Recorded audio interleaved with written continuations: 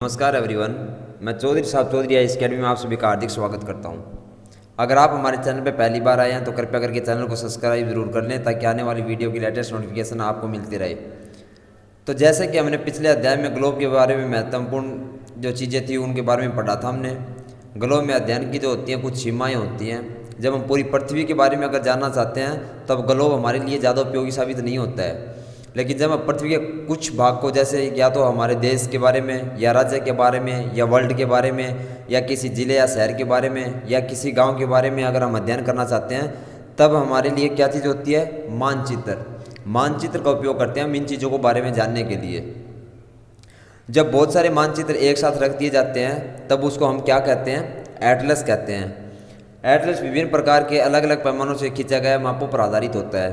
तो अभी इस चैप्टर में हम डिस्कस करेंगे सिर्फ मानचित्र को ही। जो ग्लोब तो हम पहले डिस्कस कर चुके हैं चैप्टर 3 में, अब मानचित्र को हम यहाँ पे डिस्कस करेंगे। तो सबसे पहले हमारा जो आता है वो भौतिक मानचित्र आता है। तो हम भौतिक मानचित्र के बारे में पढ़ेंगे। पृथ्वी की प्राकृतिक आकृतियों जैसे पर्वत, पठार, मैदान, नदियाँ, महासागर इत्यादि को दर्शाने वाले मानचित्र को भौतिक या उचावच मानचित्र कहा जाता है। किसको भौतिक मानचित्र कहा जाता है? जो हमें पर्वत, पठार, मैदान, नदियों और महासागरों के बारे में हमें चीज़ों को बताता है कि ये महासागर यहाँ पे है, ये पर्वत यहाँ पे है, ये पठार यहाँ पे है, ये नदी यहाँ से होकर यहाँ निकलती है। तो उन मानचित्र को हम क्या कहते हैं, भौतिक मानचित्र। मैं आपको यहाँ पे दिखा भी देता हूँ कि कौन से मानचित्र होते हैं जिनको हम भौतिक मानचित्र कहते हैं। आप स्क्रीन पे देख पा रहे होंगे। जैसे ये हिमालय पर्वत हो गया, यहाँ पे दिखा रखा है थार मरुस्थल हमारा। फिर उसके बाद में ये हमारा उत्तर भारतीय मैदान हो गए। फिर ये आप कोंकण तट देख पा रहे होंगे, फिर मालाबार तट, फिर यहाँ पे ये इलायची की पहाड़ियाँ देख पा रहे होंगे। ये प्रायद्वीपीय पठार हो गया हमारा यहाँ पे।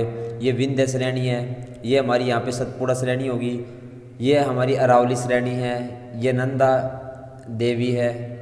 तो ये सारे जो होते हैं, ये हमारा कंचनजंगा आ गया यहाँ पे। तो ये सारे जो चीज़ें हमें शो करता है उस मानचित्र को हम क्या कहते हैं, भौतिक मानचित्र। नेक्स्ट हम क्या करेंगे, नेक्स्ट मानचित्र हमारा होगा राजनीतिक मानचित्र। अब राजनीतिक मानचित्र हम किसे कहते हैं? जो हमें राज्य, किसी नगर, किसी शहर या गांव या फिर विश्व के विभिन्न देशों में राज्य है तथा उनकी सीमाओं को दर्शाने वाले मानचित्र को हम क्या कहते हैं, राजनीतिक मानचित्र।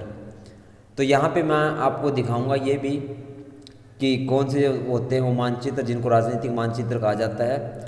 तो एग्जाम्पल के लिए हमने ये लिया है। तो यहाँ पे देखिए, जैसे ये हमारी यहाँ पे बॉर्डर लाइन होगी किसी भी स्टेट की या किसी भी हमारी बाहर बाउंड्री होगी किसी भी दूसरी कंट्री के लिए। तो ये जो मानचित्र होता है हमारा, इसको हम क्या कहते हैं, राजनीतिक मानचित्र। उसके बाद में हम डिस्कस करेंगे थीमेटिक जो मानचित्र होता है। थीमेटिक मानचित्र हम किसे कहते हैं? जैसे कुछ मानचित्र होते हैं जो विशेष जानकारियाँ प्रदान करते हैं। जैसे कोई हमारा सड़क का मानचित्र हो गया, या फिर हमारी वर्षा की कहाँ कम होती है कहाँ ज़्यादा होती है उसको लेके मानचित्र हो गया, या फिर हमारी रेलवे लाइन कहाँ से होके निकलती है उसको लेके मानचित्र हो गया, या फिर हमारे वन हैं जो इंडिया में या वर्ल्ड में वो कहाँ कहाँ पे हैं वो मानचित्र हो गए, या फिर हमारे जो फैक्ट्रीज इंडस्ट्री जो लगी पड़ी है उनके जो मानचित्र होते हैं उन मानचित्रों को हम क्या कहते हैं, थीमेटिक मानचित्र कहा जाता है। जैसे यहाँ पे हमने एक ये एग्जाम्पल लिया है नेशनल पार्क इन इंडिया। तो ये जो होता है यहाँ पे आप देख सकते हैं, इसमें सिर्फ आपको हमारे इंडिया में जो नेशनल पार्क होंगे उसके बारे में दिखाया गया है सारा। तो ऐसे जो मानचित्र होते हैं वो हमारे कौन से मानचित्र होते हैं, थीमेटिक मानचित्र। ये ऐसे ही आपका रेलवे का हो जाएगा, तो ये ऐसे मानचित्र, ऐसे ही आपका सड़क का मानचित्र हो जाएगा। तो ऐसे जो मानचित्र होते हैं वो किसके होते हैं, हमारे थीमेटिक मानचित्र कहलाते हैं। नेक्स्ट हमारा क्या होगा, मानचित्र में 4 प्रमुख दिशाओं उत्तर, दक्षिण, पूर्व तथा पश्चिम को प्रधान दिग्बिंदु कहा जाता है। कौन सी दिशा को दिग्बिंदु कहा जाता है, उत्तर, दक्षिण, पूर्व तथा पश्चिम। तो बीच की 4 दिशाएं रहेगी हमारी, उत्तर पूर्व, दक्षिण पश्चिम तथा उत्तर पश्चिम। इन बीच वाली दिशाओं की मदद से किसी भी स्थान की हम सही स्थिति का पता लगाते हैं। जब हम जैसे मान लो कि आप दिल्ली में रह रहे हो और आपको अनुमान लगाना है कि भिवानी कौन से कोने में रहेगी, तो हम इन्हीं दिशाओं की वजह से हम अनुमान लगाते हैं कि यहाँ पे इस साइड जो होगी इस कोने पे यहाँ पे भिवानी होगी। जैसे हम कभी बादल देखते हैं तो जब बारिश हो रही होती है तो हम अनुमान लगाते हैं कि यहाँ पे तो बारिश नहीं हो रही, देखो वो दिखाई दे रही है, तो ये वहाँ पे ये सिटी होगी या वहाँ पे ये स्टेट होगा जहाँ पे ये बारिश हो रही है।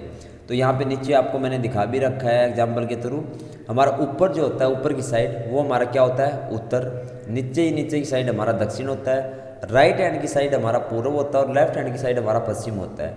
इन्हें बीच के आप ये देख सकते हैं, ये हमारा उत्तर पूर्व होगा यहाँ पे, ये हमारा दक्षिण पूर्व होगा यहाँ पे, ये हमारा दक्षिण पश्चिम होगा यहाँ पे। फिर उसके बाद में हमारी ये एक दिशा बच जाती है, ये हमारी कौन सी होगी, उत्तर एंड पश्चिम दिशा। तो ये वो दिशाएं होती हैं जिनके थ्रू हम किसी भी स्थान की स्थिति का पता लगाते हैं। नेक्स्ट हमारा होगा मानचित्र के 3 घटक होते हैं। मानचित्र के कितने घटक होते हैं, 3 घटक होते हैं। कौन से? दिशा, जो अभी डिस्कस किया हमने, दूरी, और एक होता है प्रतीक। जो चिन्ह हम यूज करते हैं हमारे मानचित्र के अंदर, उनको हम प्रतीक कहते हैं। प्रतीक जो है हमारा मानचित्र का तीसरा प्रमुख घटक होता है। प्रतीकों के इस्तेमाल के द्वारा मानचित्र को आसानी से खींचा जा सकता है तथा इनका अध्ययन करना आसान होता है। मानचित्रों की एक विश्वव्यापी भाषा होती है। प्रतीकों के उपयोग के संबंध में एक अंतर्राष्ट्रीय सहमति है। इन्हें रूढ़ प्रतीक कहा जाता है। कौन से प्रतीक कहा जाता है इनको? रूढ़ प्रतीक। जैसे रेलवे लाइन, पक्की सड़क, गिरजाघर, कच्ची सड़क आदि।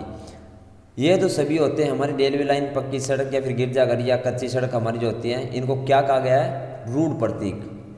तो यहाँ पे हम डिस्कस करेंगे कुछ हमारे जो प्रतीक हैं वो कौन से मानचित्र के अंदर जो होते हैं। जैसे पहला यहाँ पे रेलवे लाइन का दिया गया है, तो सबसे पहले ये जो होगा, ये बड़ी लाइन होगी रेलवे की, उसके लिए होगा इंडिकेटर। सेकंड हमारा होगा मीटर लाइन के लिए। थर्ड हमारा जो होगा, ये जहाँ पे RS लिखा है, आप तीसरा देख पा रहे होंगे फेस में, ये रेलवे स्टेशन होगा हमारा। सेकंड होगा सड़कें, तो पक्की सड़कें होंगी उनके लिए ये इंडिकेटर यूज होगा। कच्ची सड़कें होंगी उनके लिए डॉट वाला यूज होगा। थर्ड हो गया सीमा, जो इंटरनेशनल जो हमारी सीमाएं लगेंगी, बाउंड्री, उसके लिए हमारा ये यूज होता है। और स्टेट के लिए हमारा कौन सा होता है? स्टेट के लिए हमारा ये यूज होता है। उसके बाद में डिस्ट्रिक्ट के लिए, तो डिस्ट्रिक्ट के लिए ये सिंबल यूज होगा। देन फिर आ जाता है हमारा नदी, नदी के लिए ये यूज होगा। देन कुआं, कुएं के लिए ये यूज होता है। कुआं आपने कभी गांव में देखा होगा। तालाब, तालाब के लिए ये यूज होगा सिंबल। नहर जो हमारी होती है उसके लिए ये सिंबल होगा। पुल के लिए ये सिंबल होगा। आगे जैसे मंदिर, गिरजाघर, मस्जिद, छतरी, इन सब के लिए सिंबल ये होंगे। पोस्ट ऑफिस के लिए PO लिखा जाता है, देखा भी होगा आप सभी ने। पोस्ट एंड टेलीग्राम ऑफिस जो होते हैं, जहाँ पे पोस्ट भी होती है और टेलीग्राफ ऑफिस भी होता है, तो वहाँ पे PTO लिखा जाता है। पुलिस स्टेशन, उसके सामने आपने देखा होगा PS लिखा जाता है, पुलिस स्टेशन। बस्ती और कब्रिस्तान के लिए दोनों इंडिकेटर यूज होते हैं। पेड़ों के लिए ये होता है और घास के लिए ये होता है। तो ये कुछ प्रतीक हैं, अगर ये मानचित्र पे होते हैं तो हमें उसको समझने में आसानी हो जाती है कि यहाँ से अगर ये लाइन जा रही है तो ये किस चीज़ की लाइन है। तो हमें थोड़ा मानचित्र को समझना और हमारे लिए आसान हो जाता है। नेक्स्ट हमारा होगा रेखाचित्र। मानचित्र के अंतर्गत कच्चे आरेख को बिना पैमाने की सहायता से खींचा जाता है, जो कि याददाश्त और स्थानीय प्रेक्षण पर आधारित होता है। एक छोटे चित्र का बड़े पैमाने पर खींचा गया रेखाचित्र खाका कहलाता है।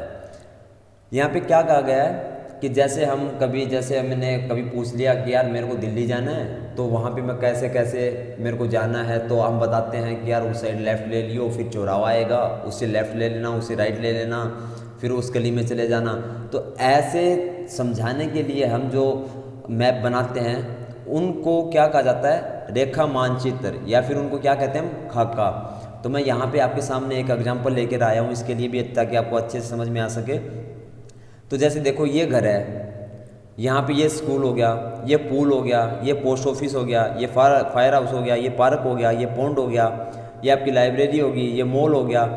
तो यहाँ से आपने बोल दिया कि हाउस, ये हमारा घर पे है। जैसे तो हमने बोला कि स्कूल जाना में, तो हम फिर उस बच्चे को समझाएंगे, अगर कोई पूछ रहा है कि यहाँ से आप ऐसे ऐसे करके यहाँ स्कूल में जा सकते हो, या फिर किसी ने बोल दिया मुझे लाइब्रेरी जाना है, तो हम उसको समझाएंगे कि यहाँ से ऐसे करके जाना, आप राइट लेफ्ट इतना दूर जाके आपकी लाइब्रेरी रहेगी। तो ये सारे मानचित्र किसके अंतर्गत आते हैं? ये खाका होता है, इसको खाका बोला जाता है। ये सिर्फ हम थोड़ा समझाने के लिए ही हमारे लोकल एरिया का जो होता है मानचित्र हम बनाते हैं, जो हम खुद तैयार करते हैं। Thanks for watching. Do not forget click the subscribe button and hit the bell icon for latest update. Like, comment and share. See you next time. Bye bye.